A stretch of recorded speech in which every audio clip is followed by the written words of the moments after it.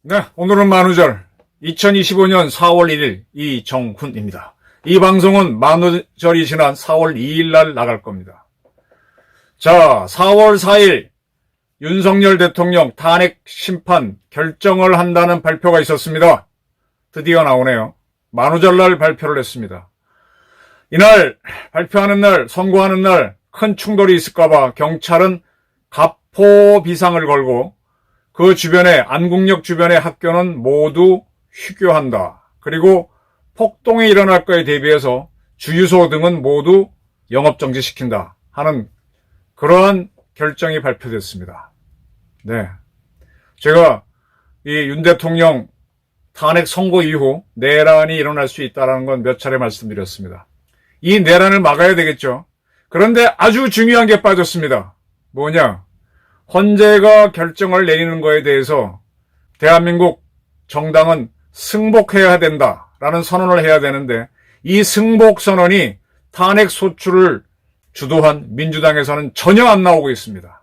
오히려 그들은 윤 대통령이 탄핵되지 않고 기각이나 각하가 돼서 대통령으로 돌아오면 쌍탄핵, 즉 한독수 권한대행을 그리고 최상목 경제부총리를 동시에 탄핵하는 걸 추진하지 않을까. 그럴 가능성이 매우 높아 보입니다. 탄핵 선고 이후 내란은 민주당이 주도하지 않는가. 굉장히 의심의 눈으로 지켜보아야 된다. 이런 말을 드리고자 합니다. 지금 경찰은 가포 비상을 내리겠다고 발표했습니다. 가포 비상은 동원 가능한 모든 경찰을 다 동원하는 겁니다. 경찰이 보통 삼직제로 돌아가죠. 8시간씩. 근데 전원 다 대기하는 겁니다. 그러니까 올해는 하지 못하죠. 우리 GOP 부대에서 무슨 근무하게 되면은 전원 밤에 다 들어가죠. 보통은 그렇게까지 못하죠. 교대로 자야 되니까. 대규모 집단 사태, 치안 질서가 극도로 혼란하거나 계엄 선포 전 상황일 때 가포 비상을 발령하는데 처음에는 의로 비상을 선포했다가 헌재에서 선고를 하는 날에는 일찍부터 가포 비상을 하겠다고 밝혔습니다. 의로 비상만 해도 대단한 겁니다. 동원 가능한 경찰의 50%를 전부 다 동원하는 겁니다. 그 다음에 더 약한 게 병호 비상입니다. 그거는 동원 가능한 경찰의 30%를 동원하는 겁니다. 지금 대한민국 기동대가 있어요. 기동대를 뭐라 그래야 되나? 옛날엔 전경이라고 그랬는데 지금은 전경이 없어졌으니까. 이 기동대가 의경이라고 봐야 되나? 의경도 없어진다고 그랬죠. 어쨌든 2만 명이 우리나라 전국 기동대가 338개 있습니다. 각 경찰서마다 기동대가 한 중대 규모로 있는데 중대별로 부대죠. 338개 부대 2만 명이 투입됩니다. 그중에 210개 부대 1만 4천 명이 서울에 집중 배치됩니다. 이 서울 외의 지역에서도 예를 들면 부산이나 또는 대구 또는 광주 또는 대전 같은 지역에서도 이 헌재 결정에 불만을 품고 난동을 일으킬 수 있기 때문에 거기도 배치해야 되죠. 그러나 가장 큰 충돌은 서울이기 때문에 서울에 이 14,000명을 배치하고 헌재 부근에는 50개 부대 3,200명을 배치하겠답니다. 그리고 주유소와 공사장 모두 가동을 멈춥니다. 이 공사장에는 건축자재 그거 자체가 흉기가 되죠. 볼트 너트를 새총에 놔서 쏴게 되면 그거 총알보다 무서운 거고. 주유소에서는 바로 화염병을 만드는 무기가 나올 수 있기 때문에 다 세우겠답니다. 해야죠. 이렇게 준비를 해야죠. 그리고 안국역은 기차를 안 세우고 안국역뿐만 아니라 그 전후에 있는 광화문역, 경복궁역, 종로 3가역, 종강역, 시청역 그리고 대통령 관저가 있는 한강진역도 필요에 따라서 무정차 전차를 안 세우기로 했습니다. 이렇게 바짝 정부는 긴장하고 준비를 하고 있습니다. 어떤 판결이 나올지는 저도 모릅니다. 다만 저는 지금까지 나온 걸 쭉 보면 3명의 재판관, 대체로 윤석열 편을 들었고 4명의 재판관은 민주당 편을 들었고 1명이 좀 왔다 갔다 하는 모양이었죠.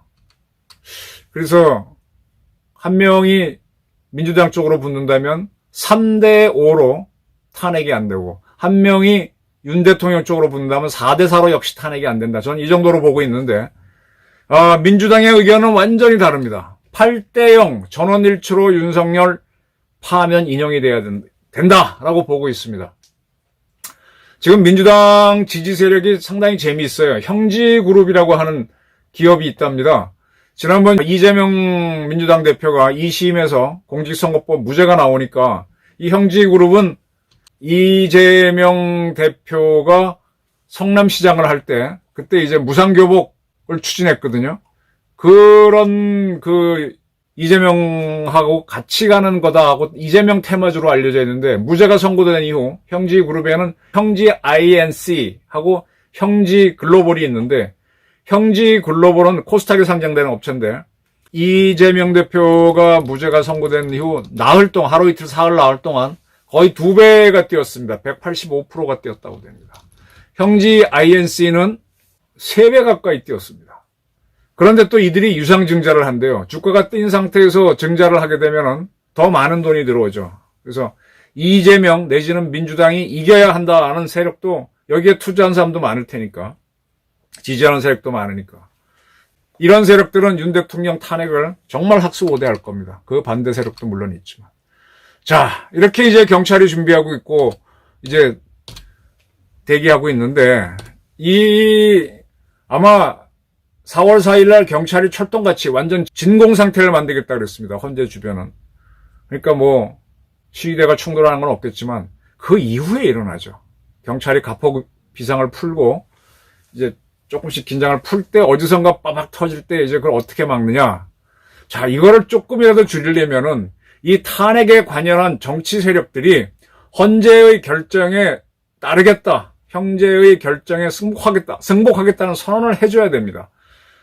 권영세 국힘당 비상대책위원장은 헌재 결정에 승복하겠다. 지난번에도 밝혔고 이번에도 밝혔습니다.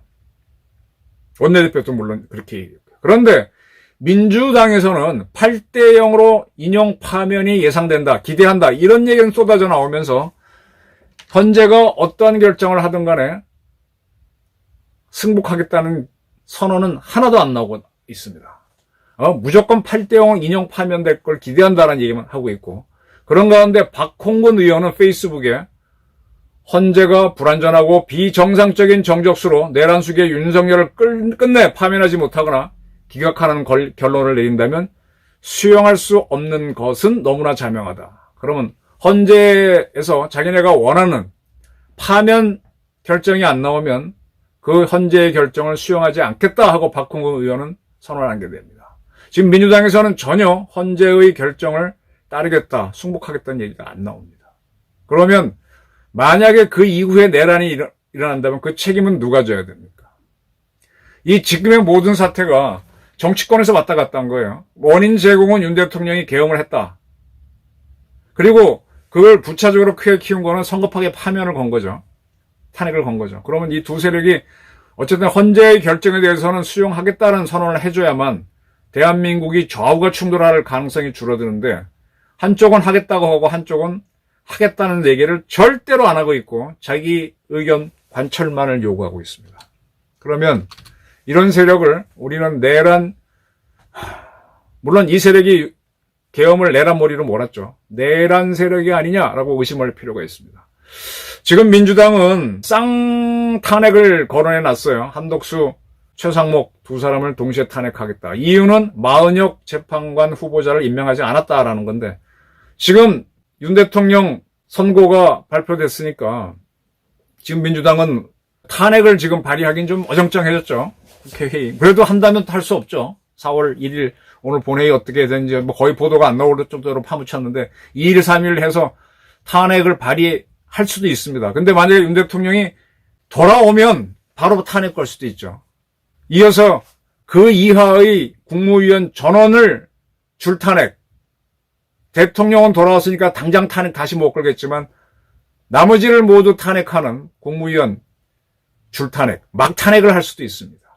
지금 5.18 지지 세력 이런 사람들은 윤 대통령 파면을 기대한다는 선언들을 하고 있으니까 윤 대통령이 파면이 안 되면 민주당 필두로 야당은 줄탄핵, 막탄핵을 하면서 한국 정치를 완전히 혼란으로 끌고 갈 수 있죠. 이런 세력들이 내란 세력이죠.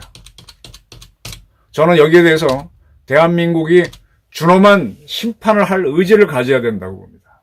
즉 공권력을 동원해야 된다는 거죠. 윤 대통령이 대통령으로 복귀하게 되면 바로 그 순간부터, 헌재의 결정이 있는 순간부터 대통령에서의 모든 권한을 회복하기 때문에 검찰과 경찰 그리고 군까지 동원해서 이 내란 세력을 척결을 해야 됩니다. 지금 윤 대통령은 한남동 관저로 돌아온 이후 어떤 것을 하는지 거의 보도가 안 나오고 있습니다. 일부 지금 알려진 거는 윤 대통령 탄핵에 반대하는 시위대한테 고맙다라는 의사는 전달하고 있는 걸로 제가 확인하고 있습니다. 저한테 왔다는 게 아니라 다른 사람들한테. 그건 제가 확인하고 있는데 그 외에는 거의 움직임이 없는데 만약에 돌아온다면 그 즉시 필요하다면 비상계엄까지 선포해서라도 이들을 잡아내야 됩니다. 이거 못 잡아내게 되면요 점점 커질 겁니다. 물론 거기서 실패해서 더 큰 내란으로 일어날 수도 있죠. 그러니까 근데 윤 대통령이 돌아오지 못한다. 그러면 민주당 세상에 내서 그들이 축포를 올리고 한다면은 그거를 한덕수 대행이 막는 정부가 용인할 수밖에 없을 거고 거의 무정부 상태로 갈 겁니다. 윤이 잘못했느냐 잘했느냐를 따지는 것도 필요하지만은 윤이 파면됐을 때 대한민국이 맞을 충격, 혼란, 돌아왔을 때 그 대통령이 있으니까 그 권한으로 시위대를 막을 수 있느냐 이것도 보셔야 될 겁니다. 윤이 돌아올 경우에 내란에 준하는 시위를 막을 수는 있을 것이다. 그러나 윤이 파면이 된다면은 한국은 대단한 인민 광풍에 휩쓸리면서 얘기할 필요가 없죠. 예. 그렇습니다. 근데 어쨌든 간에 그런 상황이 예상되는데 이 탄핵 소추를 주도한 민주당에서는 전혀 헌재의 결정에 승복하겠다는 얘기가 안 나옵니다. 여기에 대해서 모든 언론하고 우리가 어쨌든 법치를 하고 있지 않습니까? 헌재 재판관 마흔여을 임명했던 안 했던 그건 논의해봐야 소용없잖아요. 이준석 때는 오히려 임명 안 해갖고 자기네 당리당략을 추구하다가 지금은 임명하라고 하는 저렇게 게리맨더링도 아니고 이익 집단처럼 움직이는 저게 무슨 정당이에요. 그런 정당이 마구 날뛰지 않도록 법치국가에서 대한민국이 정당 정치를 보장해 주는데 왜 대한민국에서 결정하는 걸 니들은 따르겠다고 안 하니? 너 공산당이니? 더불어공산당이니? 조국 공산당이니? 정의 공산당이니? 노동당이니? 이게 따져야 됩니다. 설사 윤 대통령이 파면되더라도 저는 이것이 대한민국을 지키는 지금의 꼭 필요한 방안이다 이렇게 생각합니다. 감사합니다.